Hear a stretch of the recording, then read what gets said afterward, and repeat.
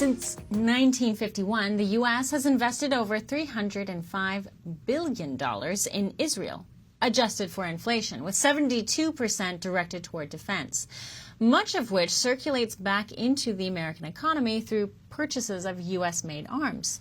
President Trump, while using strategic ambiguity in national security, has made clear that preventing a nuclear Iran is paramount, despite criticism from both left and right.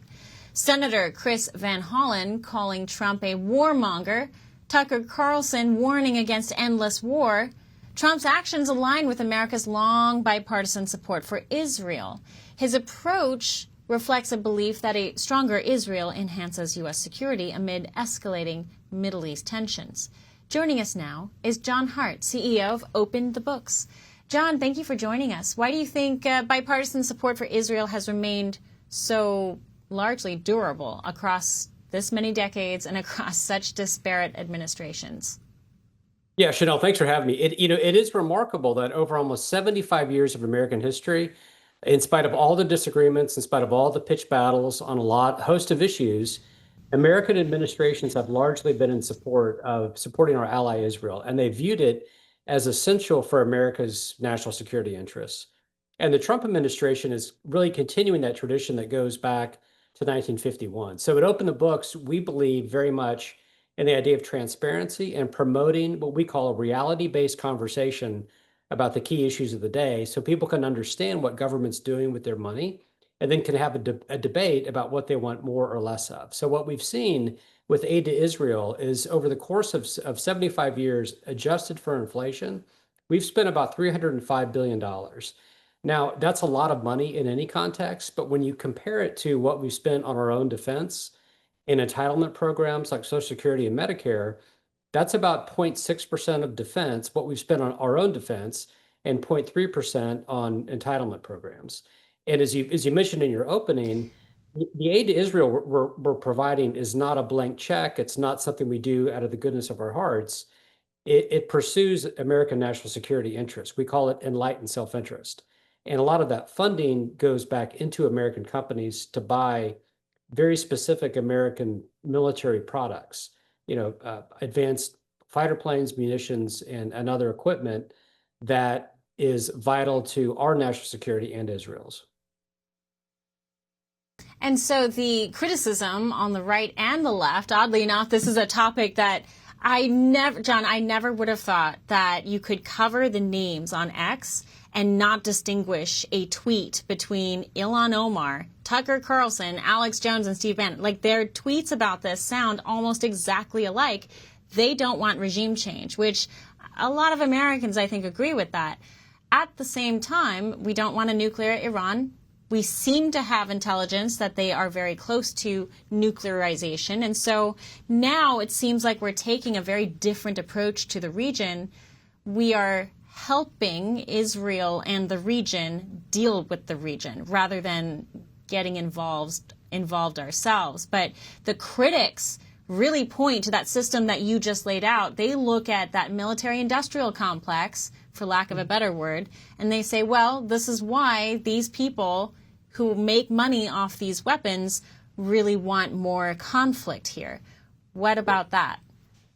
Yeah, look, let me comment on just the fact that you and I are able to have this debate and that you just referenced all these accounts on Twitter and X where you can't distinguish between arguments. They sound the same. They do sound the same. But that's one of the tremendous strengths of our country is that the very debate we're having about whether we should, the extent to which we should, protect our national security interests, that debate is impossible in Iran. In Iran, if you do not agree with the mullahs, you can be murdered. Whereas in America, we the people, right, we laid down our lives for the right for each other to argue and disagree. That itself is a show of force. So now on the actual thing that's being debated is that, the way I view it is that, I understand all of the arguments about the military-industrial complex, and there's no organization that is more critical of government spending, I think, than Open the Books. I spent years on this working for Senator Coburn, legendary budget cutter. I loathe wasteful spending, and I'm not afraid of looking at the defense There's a You mean you lot love of to tackle it? exactly, exactly. Love going after it, exactly. There's a lot of waste in the Pentagon. And so people are absolutely right to raise questions, to ask, is this in our national security interest? And and again, I think, but when you look at the Constitution, the spending and the role of the federal government that is unquestionably constitutional and legitimate is protecting America's national security interests. And defense is the key thing. And most of what the federal government does really Right. should be done at the state and local level. So that's a key. But and I think and then the where people of good faith can disagree is how does defending ourselves translate into alliances and to translate into helping friends. And I would argue Hmm. that Israel Yes. is protecting America because if you think about, we laid out the cost. People can argue about the cost of what we've spent, but the cost of one nuclear detonation in a major city is about $10 trillion based on figures that were put together about a decade ago. And it's obvious it's Wow. impossible to quantify the horrific, to even contemplate how horrific it would be to have a mushroom cloud over Tel Aviv or New York City. But the economic cost is almost beyond comprehension. So the amount that we're spending to protect Israel and to prevent Iran from developing a nuclear weapon is a very sound investment. And again, there is no organization that is more committed to highlighting bad investments and bad spending than we are. Has Doge and the increased scrutiny on government spending really played an effect in, how we're supplying aid to a place like Israel? Or has that just been kind of this untouched topic inside government spending?